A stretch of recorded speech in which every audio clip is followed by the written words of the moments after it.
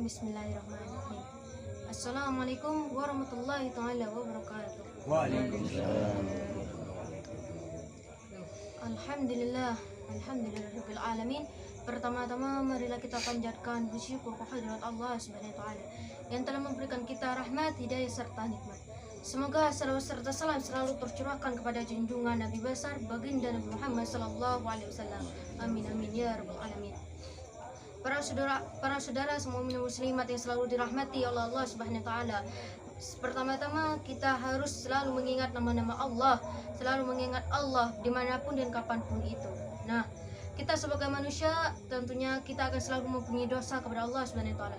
Kita selalu akan berbuat kesalahan kepada Allah Subhanahu wa taala. Entah itu meliputi dari pikiran kita, entah itu meliputi dari perilaku kita ataupun dari ibadahmu. Jadi, apapun yang kita usahakan, apapun yang kita lakukan di dalam kesalahan di hadapan Allah Subhanahu wa taala, Allah akan mengampuni hambanya barang siapa yang meminta ampun kepadanya. Jadi kalau kita mempunyai kesalahan, wajibnya kita itu adalah meminta ampun kepada Allah. Jangan malu, jangan sombong kepada Allah jika kita meminta ampunan kepada Allah Subhanahu wa taala. Allah mencintai hambanya barang siapa yang sering bertobat kepadanya dan tidak mempermainkan taubatannya. Wa ya anfana syurku fa tamanashun ala tufil qaibadihi faqullahu katashana ulqal qadadi.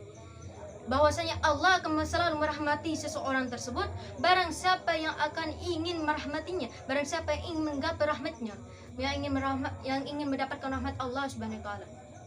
Jadi di saat kita mempunyai kesalahan dari perbuatan, dari pikiran, dari hati, sering-seringlah bertobat kepada Allah Subhanahu wa taala. Firman Allah Subhanahu wa taala menerangkan barang siapa yang tidak bertobat kepada Allah dengan kesalahannya, kan la fa'um kana fiha fi haddasan fuqa an-nafu farqallahu mufaridihi mafaqu hirat. Dan Quran surat An-Nur ayat ke-42 bahwasanya Allah akan memberikan azab dunia dan akhirat barang siapa yang tidak pernah meminta ampun kepadanya. Jadi jangan sombong kepada Allah, jangan sombong untuk meminta ampun kepada Allah. Fanta qalila aqta wa umfum ma fatashhada nikallah faqatayya fa ummu fataila. Kata Rasulullah sallallahu alaihi wasallam, sabda Rasulullah bahwasanya sering-seringlah bertobat dan mengakulah diri kita itu sering banyak melakukan dosa. Jika kita selalu mengakui bahwa kita selalu mempunyai dosa, berbuat dosa, insya Allah kita selalu merendah kepada Allah dan selalu meminta ampunan kepada Allah Subhanahu wa taala. Jadi, marilah para saudara sekalian mukmin muslimat, ada suatu kata ulama yang menjelaskan bahwa siapa yang bahwasanya Allah akan memberikan rahmat kepada siapa yang ingin menjemput rahmat tersebut.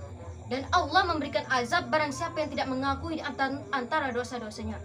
Itu salah satu ulama itu Syakirah Maulidani Syafir bil Jailani radhiyallahu anhu, teman baginda Rasulullah sallallahu alaihi wasallam.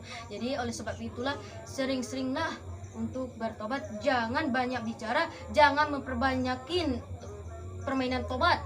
Setelah tobat memperlakukan lagi, memperburuk lagi, itu bukan tobat namanya.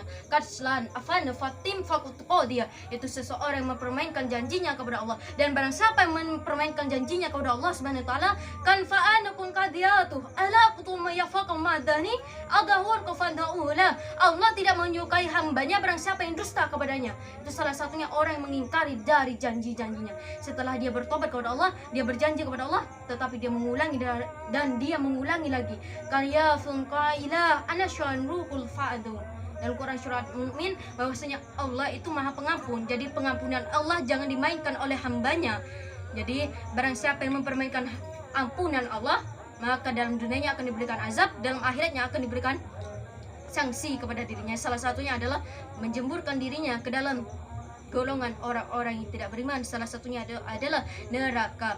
Jadi marilah kita para saudara semua mukmin muslimat bertobat kepada Allah Subhanahu wa taala. Jangan mengaku bahwa kita tidak pernah melakukan kesalahan ataupun kesalahan kepada Allah Subhanahu wa taala. Jadi expose after factum regas extensiono waktu guys. Jadi kalau kita sering-sering bertobat kepada Allah, Allah akan memberikan rahmatanmu. Allah akan memberikan solusi terhadap dirimu, dan Allah selalu akan memberikan jalan yang terbaik kepada dirimu dalam sesuatu hal apapun. Jadi yang pertama, kita dekati kepada Allah. Setelah bertobat, jangan dekati kepada seseorang, dekati kepada Allah, lalu memperbaiki diri dan meminta maaf kepada kedua orang tua. Jadi oleh sebab itulah saya akhiri, semoga apa yang Allah berikan, apa yang difirmankan Allah Subhanahu wa taala selalu menjadi hidayah kepada diri kita. Semoga kita senantiasa dirahmati oleh Allah Subhanahu wa taala. Semoga kita diselamatkan dunia ataupun akhirat. Semoga kita tidak tergolong menjadi seseorang mukmin yang dusta akan janjinya kepada Allah Subhanahu wa taala. Oleh sebab itulah, jazakum mafaqu khairan, barakallahu ta'ala nahyakudu qad asyirat wallahu antum mu'min. Jazakallahu khairan, wabillahi taufiq wal hidayah. Wassalamualaikum warahmatullahi taala wabarakatuh. Waalaikumsalam.